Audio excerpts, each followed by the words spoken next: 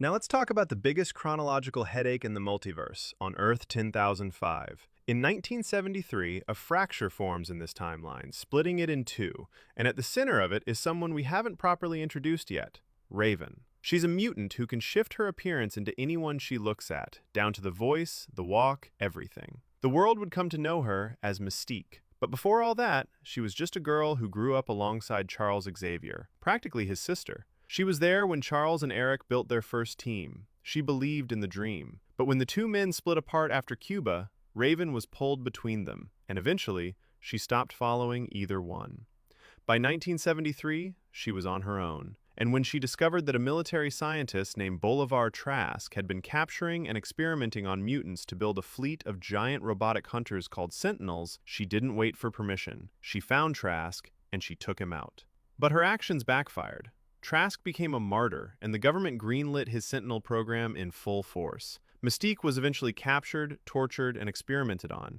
And here's the cruel irony. The very thing that made Raven special, her ability to shift into anyone, to adapt her body to anything, is exactly what they extracted from her. They reverse-engineered her DNA and built it into the Sentinels, giving the machines the ability to adapt in real time to any mutant power they encountered. Fire, ice, telepathy, it didn't matter. The Sentinels could analyze and counter anything thrown at them, just like Raven could become anyone she touched. The one gift that had always kept her alive became the thing that would doom her entire species.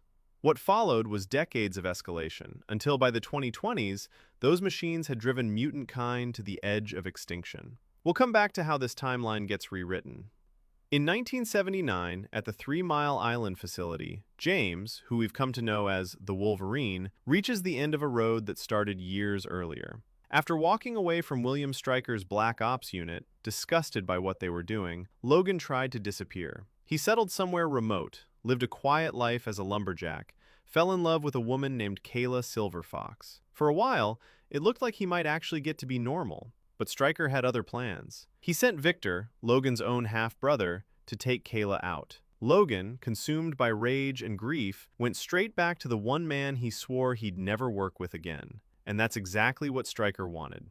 Logan agreed to the Weapon X procedure. His entire skeleton is bonded with adamantium, a virtually indestructible metal, turning him into the most lethal operative on the planet. But Stryker wasn't done with him. At the facility, Logan came face-to-face with Weapon 11, an experimental creature built from the DNA of multiple captured mutants, stitched together into one body. This was the first version of Deadpool, though nothing like the one we'd come to know later.